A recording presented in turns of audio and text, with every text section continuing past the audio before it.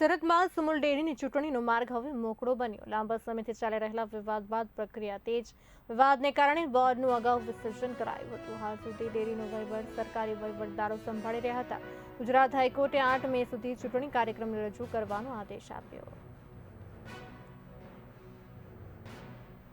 ખાસ કરીને સુમુલના લગભગ 75 વર્ષ અમૃત મહોત્સવ ઉજવવા જઈ રહી છે. એવા સમયે જે રીતે ડિસ્ટ્રિક્ટ રજિસ્ટ્રારે જે મનમાની કરી અને ખાસ કરીને સમયસર ચૂંટણી માટેની દરખાસ્ત સુમુલ મેનેજમેન્ટે બિહારને મોકલી આપવામાં આવી હતી, પણ જે રીતે ખોટાઓ બહાના કાઢીને ચૂંટણી લંબાવી અને એને કારણે રાજકીય હાથા બનીને જે રીતે વહીવટદાર આવ્યા છે એને કારણે વહીવટ ખૂબ જ ખોરાયો છે.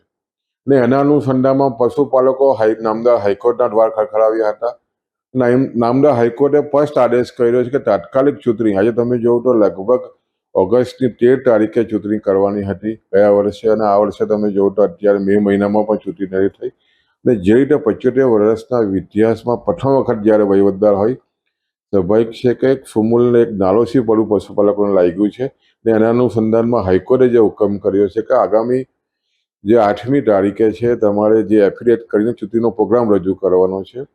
ને જે રીતે અનુસંધાનમાં ચૂંટણી આવી રહી છે, પશુપાલકોમાં એક ખૂબ જ આશા જાગી છે કે વહીવટદારના રાજ્યમાં જે રીતે પશુપાલકોનું જે રીતે કામો ત્વરિત થવા જોઈએ ન થવાને કારણે ડેરીનો વિકાસ અટકો છે. અને જે રીતે નામદાર હાઈકોર્ટે જે રીતે આદેશ કર્યો છે એને કારણે આગામી દિવસોમાં ચૂંટણી થવાની છે. ને પશુપાલકો તમે જુઓ તો આખા ગુજરાતમાં સૌથી સારા ભાવ પશુપાલકોને સુમુલ ડેરી આપતી હોય છે. અને એવા સમયે માત્ર ને માત્ર જે રીતે કાવાદાવો થયા છે એને કારણે પશુપાલકોમાં ખૂબ જ નારાજગી છે. એટલે આવનારા દિવસોમાં આ જે સ્થિતિ છે એના ચોક્કસ ચૂંટણીમાં